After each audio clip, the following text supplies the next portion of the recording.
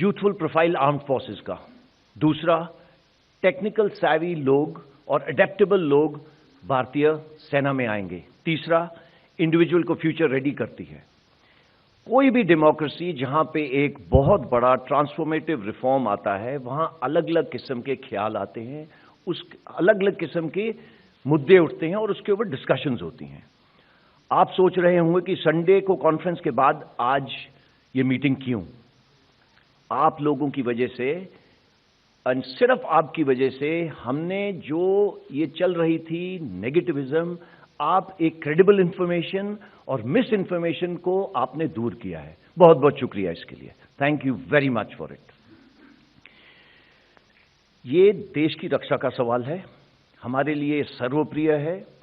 खबर मिली है कि आज के नौजवान अलग अलग जगह के अंदर देखे गए हैं कि उन्होंने फिजिकल एक्टिविटी शुरू कर दी है। दिस इज ऑल हैपेंड सिर्फ आपकी वजह से। Again thank you for it.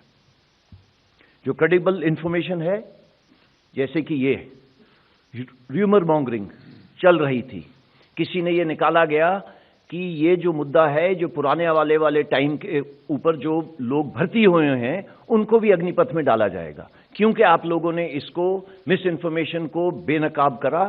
आज ये सिर्फ 24 घंटे के अंदर फेक इंफॉर्मेशन मानी गई है। ये जैसा कि मैंने बोला, नेशनल सिक्योरिटी का सवाल है, र्यूमर की स्पेस और विनाश की स्पेस नहीं है। आज इस सिलसिले में आपसे बातचीत करेंगे। हम लोग एक प्रोफेशन में हैं जो सोल्जरिंग की प्रोफेशन है। ये बिगेस्ट एसेट है इस देश का, और जो भी हम सोल्यूशन बनाएंगे वो देश की रक्षा के लिए होगा। और जो भी सोल्यूशन बनेगी उसमें 3 चीजें होंगी। एक तो वो देश की रक्षा सेंट्रिक होगी, दूसरा यूथ सेंट्रिक होगी, और तीसरा सोल्जर सेंट्रिक होगी। उसके अंदर जो हमारे लिए सबसे जरूरी है, देश centric and soldier centric solutions. बहुत कमिटीज बनाई गई थी इसके ऊपर।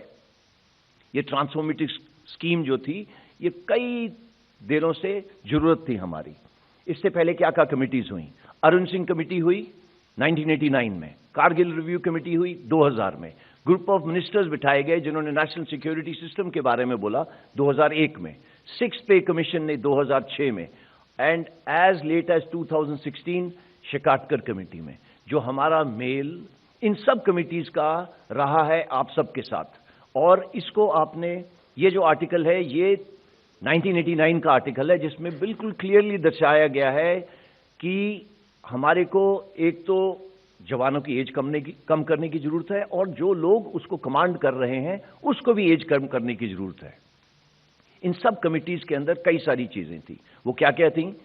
उनमें से सबसे महत्वपूर्ण थी हायर डिफेंस रिफॉर्म की जरूरत है, जिसके अंदर आईडीएस क्रिएट करा गया। उसके बाद इंटीग्रेशन जॉइंटनेस की जरूरत थी, एक डिफेंस इंटेलिजेंस एजेंसी की जरूरत थी। फिर टीथ टू टेल रेशियो, जो आगे लड़ने वाले जवान हैं और जो पीछे उनको सपोर्ट करने वाले जवान हैं, उनकी रेशियो ठीक करनी चाहिए। फिर मॉडर्नाइजेशन की जरूरत थी। ये सब कमिटीज ने ये सब पॉइंट्स बनाए, और ये सब हो रहा है। कई चीजें हो गई हैं, जैसे कि जो 2 साल पहले सीडीएस का क्रिएशन हुआ, बट जो यंग प्रोफाइल जो सबसे नीचे मैंने लिखी है लाल के अंदर, कमांडिंग ऑफिसर की यंग प्रोफाइल करने की जरूरत थी हमें, और सोल्जर की। कमांडिंग ऑफिसर की यंग प्रोफाइल हमने कर दी। कैसे करी? मल्टीपल एंट्रीज के द्वारा, चाहे उसे शॉर्ट सर्विस बोलिए, लेडीज वुमेन एंट्री स्कीम बोलिए, इन सबको मद्देनजर रखते हुए हमने अपने यंग कमांडिंग ऑफिसर की उम्र, जब मैं भर्ती हुआ था और आज 5 साल का फर्क हो गया है। जो काम हमारा रह गया था वो था कि यूथफुल प्रोफाइल हमारे जवान के लिए, जैसे कि मैंने पहले बताया, जो इससे पहले वाला आर्टिकल था बड़ा क्लियरली लिखता है कि 30 साल है आज हमारे जवान की उम्र 1989 में, आज वो 2 साल और बूढ़ा हो गया है, 32 ईयर्स। हम चाहते थे कि ये हमारी जो एज है ये 26 साल हो जाए। बिफोर कोई भी काम करने से पहले तो हम अपने इंटरनल मंथन करते हैं, बट फिर बाहर के देशों को भी स्टडी करा जाता है। बट बाहर के देश स्टडी करने से पहले ये देखा गया कि सारी इंफॉर्मेशन अपफ्रंट नहीं मिलती है, कुछ नेट पे है, कुछ छुपाई जाती है। यही है तरीका, दस्तूर फौजियों का। जो आपके सामने दर्शाए गए हैं 3 देश, यूएसए, यूके, फ्रांस। मैं आपको चाहूंगा पहली चीज देखिए कि इनकी आयु क्या है इनटेक की, उसके बाद इंगेजमेंट पीरियड क्या है। इंगेजमेंट आप देखेंगे 3 किस्म के। यूएसए का देखते हैं, वो कहता है 8 साल का एंगेजमेंट है, 4 साल एक्टिव, 4 साल रिजर्व। फिर उसका ट्रेनिंग पीरियड क्या है, ट्रेनिंग के ऊपर, आयु के ऊपर, एंगेजमेंट पीरियड के ऊपर, इन सब के ऊपर मुद्दे उठे हैं। तो आप ये 3 देशों का देखिए। सिर्फ मैं आपको ये चाहूंगा देखना कि एंगेजमेंट भिन्न भिन्न प्रकार की हैं। अगर आप एक साइड में देखें फ्रांस को, उसके अंदर एंगेजमेंट पीरियड मल्टीपल है, 1 साल, 2 साल, 3 साल। ये क्यों कर रहे हैं? ये उस देश की जरूरत है। अंत में उनको क्या चाहिए? देश की सुरक्षा और जो उनके नेशनल सिक्योरिटी की इश्यूज हैं। 3 और देश देखते हैं, रशिया, चाइना, इजराइल। इनके अंदर भी मल्टीपल एंट्रीज हो रही हैं। क्या मल्टीपल एंट्रीज है? कंस्क्रिप्ट एंड कॉन्ट्रैक्ट, और दूसरा मैंडेटरी सर्विस है इजराइल के अंदर। एंगेजमेंट पीरियड जैसे कि रशिया में देखिए 1 साल, 3 साल, परमानेंट के अंदर कंस्क्रिप्ट और परमानेंट के बीच में जो रेशियो है वो 2/3 परमानेंट है और 1/3 कंस्क्रिप्ट है। ट्रेनिंग की जो अवधि है वो अलग अलग श्रेणियों में दी हुई है। जो वुमेन के लिए, इजराइल के लिए जैसे लिखा हुआ है 3 साल कंपल्सरी है और वुमेन अलग किस्म की है। ये जो आपके सामने दर्शाया गया है, इसमें 2 बातें आपको ध्यान में रखने की जरूरत है। नंबर 1, किसी के पास भारत जैसा डेमोग्राफिक डिविडेंड नहीं है। इसके ऊपर सिर्फ मैं 10 सेकंड बिताना चाहूंगा। हमारे जो यूथ हैं वो 50% 25 साल से नीचे होंगे। ये कोई भी देश कितना भी विकसित हो, उसके पास ये डेमोग्राफिक डिविडेंड नहीं है। फौज को चाहिए कि हमारे पास जो हमारे युवक हैं, हमारे सैनिक हैं, वो इस डिविडेंड का फायदा उठाएं। We have to be reflective of this demographic dividend. दूसरा, हम बाहर से कॉपी पेस्ट नहीं कर सकते। इंडियन प्रॉब्लम्स, इंडियन सॉल्यूशंस, तो इस चीज को ध्यान रखा गया। उसके अलावा हम इसके अंदर जो हमने सेलिएंट फीचर्स देखे हैं, कैसे मिले। हम लोग हर एक साल तकरीबन 80 से 100 एक्सरसाइज करते हैं बायलैटरल तमाम देशों के साथ। उनके साथ हमने देखा उसकी आयु क्या है, उसकी एंट्री क्या है। तो हमें उनसे बातचीत करने से, एक्सरसाइज करने से, चाहे 10 दिन की हो, चाहे 1 महीने की हो, ये हमें ज्ञान मिला उनसे कि उनके पास इस टाइप के प्रावधान हैं। एज जैसा कि मैंने आपको बताया, सब कंट्रीज जो आपको दिखाई हैं 26 से 27 साल। एंगेजमेंट पीरियड भिन्न भिन्न प्रकार के हैं, बट जो सबसे ज्यादा पीरियड फॉलो करा जाता है 2 से 4 साल। जो ट्रेनिंग पीरियड है वो आपके सामने लिखा हुआ है। कमिंग टू अग्निपथ करने से पहले मंथन। देखिए, कोई भी इतना बड़ा रिफॉर्म होगा, ये हो ही नहीं सकता कि इसके ऊपर अलग अलग किस्म की बैठकें नहीं बैठें। हमारे जो तीनों चीफ्स थे इससे पहले एंड जनरल बिपिन रावत, ये काम 2 साल से तो बहुत जोर शोर से शुरू हुआ। उससे पहले ये सिर्फ कागजों पे स्टडी करा जा रहा था अलग अलग कमिटीज के ऊपर। एंड इस सब ministry of defence of course lead कर रही थी, चाहे वो मिनिस्ट्री ऑफ होम अफेयर्स हो, चाहे लीगल हो, चाहे फाइनेंस हो, चाहे मिनिस्ट्री जो इंडस्ट्री के साथ डील कर रही हो, चाहे मिनिस्ट्री ऑफ इंफॉर्मेशन ब्रॉडकास्टिंग हो, ministry of skill development entrepreneurship हो, ministry of higher education, primary education, youth affairs, ये सब मिनिस्ट्रीज के साथ मंथन करा गया। सिर्फ हमने उनको स्कीम की डिटेल्स धीरे धीरे बताई। जो आपके सामने जो अब अनफर्ल हो रहा है, ये एक प्लान्ड इवेंट है। प्लान्ड इवेंट इस तरीके से कि मिनिस्ट्रीज को बताया गया था 14 तारीख को कि ऐसे ऐसे आपके सामने युवक आएंगे, बट उन्होंने अपना जो प्रावधान था वो सब करा हुआ है। जो उन्होंने इंटेंट बताया, अब आप एक्शन में उसको होता देख रहे हैं। अगले 2 से 3 हफ्ते के अंदर ये इंटेंशन कागज के ऊपर उतर जाएगा कि उनको सीनियरिटी दी जाएगी, उनको 10% जॉब यहां पे होगा, एटसेट्रा एटसेट्रा। उसके अलावा सर्विसेज, ये आपके सामने सारी सर्विसेज ने अपना इंटरनल मंथन करा। एंड ये सिर्फ मंथन ऐसे नहीं है, डिफेंस एनालिस्ट जो हैं वो इसके बारे में कई सालों से लिख रहे हैं। उन सब की हमने जो लिखाई पढ़ाई है उनको स्टडी करा और उसमें से जो बेस्ट प्रैक्टिसेस थी उसको इंप्लीमेंट करी।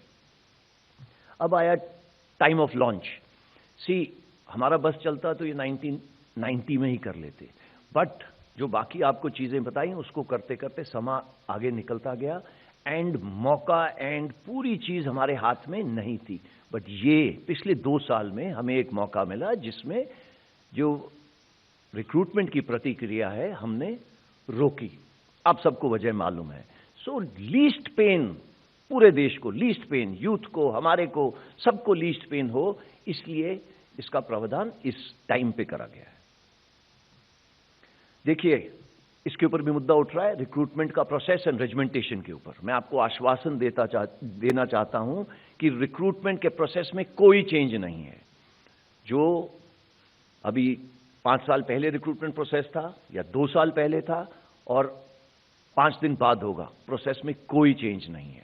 तीनों सर्विसेज के जो प्रोसेस थे वो वैसे के ही वैसे रखे गए हैं। ऑल इंडिया ऑल क्लास के ऊपर लोग बोल रहे हैं कोई फर्क नहीं है, पहले भी हम ऑल इंडिया ऑल क्लास थे, अब भी ऑल इंडिया ऑल क्लास रहेंगे, इसमें कोई किसी को, ये खासकर इसकी जरूरत है हमारे जो वेटरन भाई हैं जिन्होंने हमको ट्रेन करके यहां बिठाया है, उनके लिए है। कईयों के दिमाग में आशंका रही है कि इसके ऊपर कुछ हो रहा है, ऐसा कुछ नहीं है। जो रेजिमेंटेशन का प्रोसेस है वो बिल्कुल अनचेंज्ड रहेगा। नाउ कमिंग टू प्लेज, आपने देखा कि पिछले कई दिनों में प्रोटेस्ट, आर्सन, वायलेंस, उसके लिए कोई जगह नहीं है। अंडरटेकिंग नॉट प्लेज कि उन्होंने पार्टिसिपेट नहीं करा, पुलिस वेरिफिकेशन हमेशा होती थी, सिर्फ बिकॉज 3-4 दिनों में ये आर्सन और वायलेंस देखा गया, इसलिए इसकी प्लेज और अंडरटेकिंग हम लेंगे। जो सर्विसेज ट्रेनिंग कर रहे हैं उसमें कोई बदली नहीं हुई है, इसके बारे में विस्तार से रिस्पेक्टिव सर्विसेज के लोग बताएंगे। सिलेक्शन सिस्टम, इसके बारे में डिस्कशन हो रही है। मैं दोहराना चाहूंगा कि आज भर्ती होने के लिए हर एक वैकेंसी के लिए 50 से 60 लोग आते हैं, एक सिलेक्ट होता है, तो 49 से 59 लोग वापस जा रहे हैं। तो हमको जरूरत क्या है? हमको जरूरत है देश के लिए बेस्ट लेने की। ये we cannot take the second best. हमारा जो काम है वो second runners up silver medal से नहीं चल सकता। ट्रांसपेरेंट होगा ये प्रोसेस, फेयर होगा, ऑब्जेक्टिव होगा और सेंट्रली मेंटेन्ड होगा। कई आर्टिकल्स लिखे गए हैं कि आप कमांडिंग ऑफिसर्स को इसका जिम्मा दे रहे हैं। देखिए, आज भी कमांडिंग ऑफिसर जो जमीन के ऊपर है, आगे तैनात है, वो आज भी अपने हर एक यंग जो जवान है उसके ऊपर लिखता है, बैठ के लिखता है कि ये कैसा बनेगा, आगे क्या होगा, इसको मुझे मिसाइल ट्रेनिंग देनी है या इसको रडार ट्रेनिंग देनी है। वो ये सब काम कर रहा है, ये उसका काम है। बट इन लोगों को सिलेक्ट करने के लिए वो ऑब्जेक्टिव सिस्टम बनाएगा, इसको सेंट्रली मेंटेन करा जाएगा, सो दैट हम सीओ को इस सिलेक्शन के अंदर उसकी इनपुट लेंगे जो ऑब्जेक्टिव होगी। बट कौन सिलेक्ट होगा ये एक बोर्ड डिसाइड करेगा।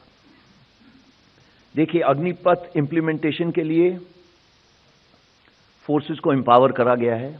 इसमें प्रावधान रखे गए हैं सेफ गार्ड्स के लिए जब भी जरूरत पड़ी, और प्रावधान के लिए हमें जो हमारे रक्षा मंत्री हैं वो फाइनेंस मिनिस्टर के साथ इसमें जो छोटा मोटा बदलाव है कर सकते हैं।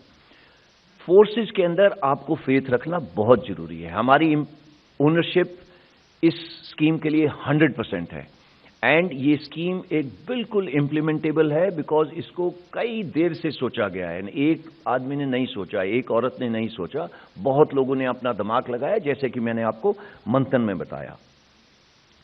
इन द एंड हमको बेस्ट चाहिए, एंड क्यों बेस्ट चाहिए? बिकॉज देश की रक्षा का सवाल है। हम चाहते हैं कि अग्निवीर सर्व करे, उसको सिस्टम सपोर्ट करे। अगर कल को आज से 4 या 5 साल बाद अग्निवीर अगर कहीं बाहर लड़े में मिलेगा, उसे परमवीर चक्र मिलेगा और आप उसके गवाह होंगे। उसमें कोई किस्म की अलग नहीं है। वो बिल्कुल हमारे साथ अगर लड़ेगा तो उसको वही चीजें मिलेंगी जो हमें आज मिल रही हैं, चाहे वो परमवीर चक्र हो, चाहे वो और कोई किस्म की चीज हो। सो गैलेंट्री अवार्ड्स, देश की भक्ति का चांस हम दे रहे हैं सब युवकों को। सो ये देशभक्ति का चांस मैं रिक्वेस्ट करूंगा ये युवक अपने हाथ से ना जाने दे। अग्निपथ एक टैलेंट अट्रैक्ट करने की हमने स्कीम बनाई है, so that we get the best. And इसके साथ मैं चाहूंगा कि एक लाइन आप याद रखिएगा कि देशभक्ति या फौज में काम करना एक जुनून है, एक जज्बा है, ये एक नौकरी के लिए प्रावधान नहीं है।